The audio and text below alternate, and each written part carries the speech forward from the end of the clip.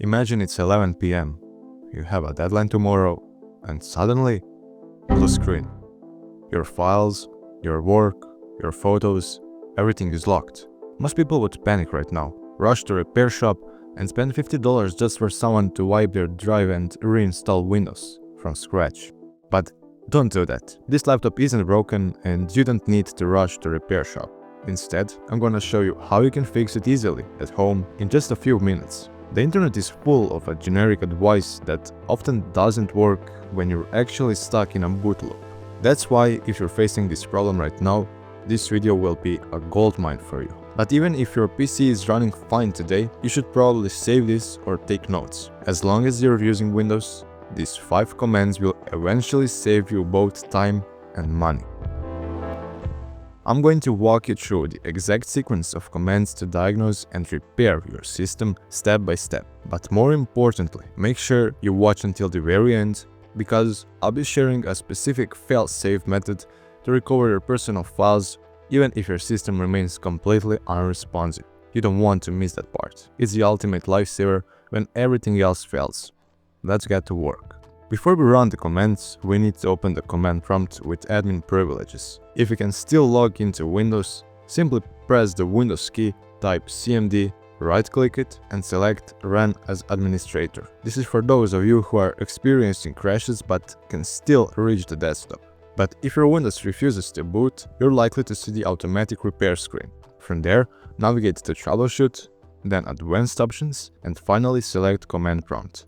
If you don't even see the recovery screen, you might need to boot from a Windows installation USB. Just select Repair your computer in the bottom left and follow the same path. Or you can press Shift plus F10 and the CMD window will pop up. If you don't have a Windows installation USB, there are many tutorials on how to create one. It's very simple, but you might need access to another working PC. Now that we are all in the terminal, let's start with the first command. CHKDSK /F/R or CHKDSK/F/R. I'll be honest with you, this command rarely fixes a complex boot loop on its own, but it is a critical step because it checks the physical health of your drive. The /F flag fixes errors on the disk, and /R locates bad sectors. If your hard drive is physically failing, no software will help you. Type the command, hit enter, and let it run. It might stay at a certain percentage for a while, but do not interrupt it. Stopping this process halfway can cause more damage than there currently is. Once it's finished, reboot your PC and see if it boots. If it doesn't, we're moving on to the commands that actually handle corrupted system files. If your drive is healthy but Windows still won't start, it's often because a core system file is missing or corrupted. For this, we use the System File Checker or CFC. Open CMD, type cfc/SCANNOW and hit enter. This command is like a digital doctor. It will scan every protected system file on your computer and compare it with the original version. If it finds a mismatch or a corrupted file, it will automatically replace it using a healthy cached copy stored on your drive. Now here is a pro tip. If you're in the recovery environment and the command fails with an error, you might need to tell SFC exactly where Windows is. In that case, use this specific syntax. Also, pay close attention to the message you get at the end. If it says Windows Resource Protection found corrupted files and successfully repaired them, you're in luck. Restart your PC and see if it boots. However, if it says it found corrupted files but it was unable to fix them, don't worry and don't give up. This is exactly why we have our next command, which is the heavy machinery of Windows repair. If System File Checker found errors but couldn't fix them, it's usually because the backup copy it uses for repairs is also corrupted. This is where we bring in DISM, or Deployment Image Servicing and Management. First, let's try the standard command. Type in DISM/online/cleanup-image/restorehealth and hit enter.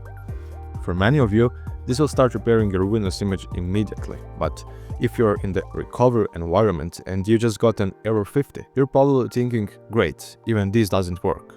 But don't panic yet. There's a specific reason for that. The command I just gave you is for a Windows system that is currently online, but since your system isn't booting, we need to use the offline method.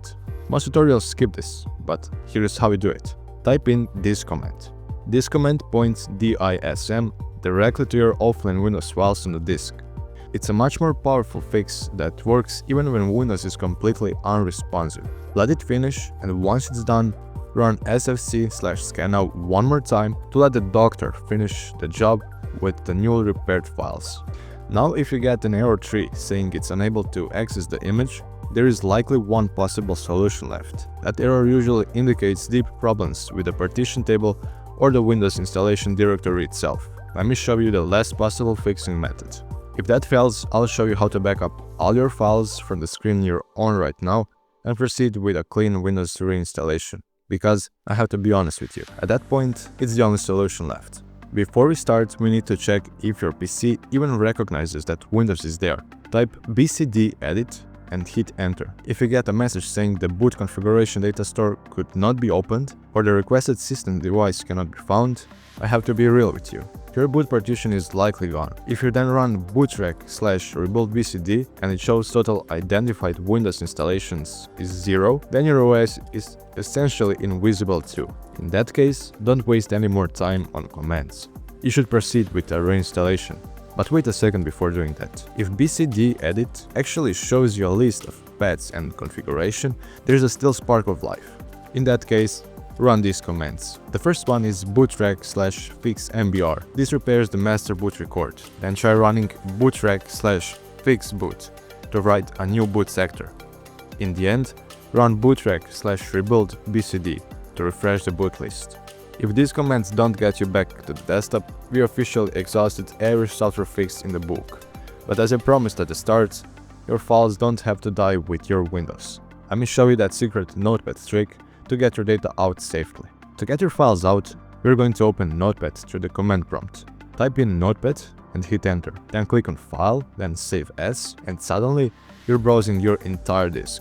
Go to your C drive, locate the users folder, find your username, and there they are, your downloads, documents, videos, music, photos, and desktop. In 99% of cases, all your personal files are right there. Everything else is just Windows apps or system files. If you have another USB or external HDD, plug it in now. Select all the files you want to keep, right-click and select copy. Then find your external drive in the same window, open it, right-click and hit paste. This will most likely freeze your screen and you won't be able to click on anything for a while, but don't panic.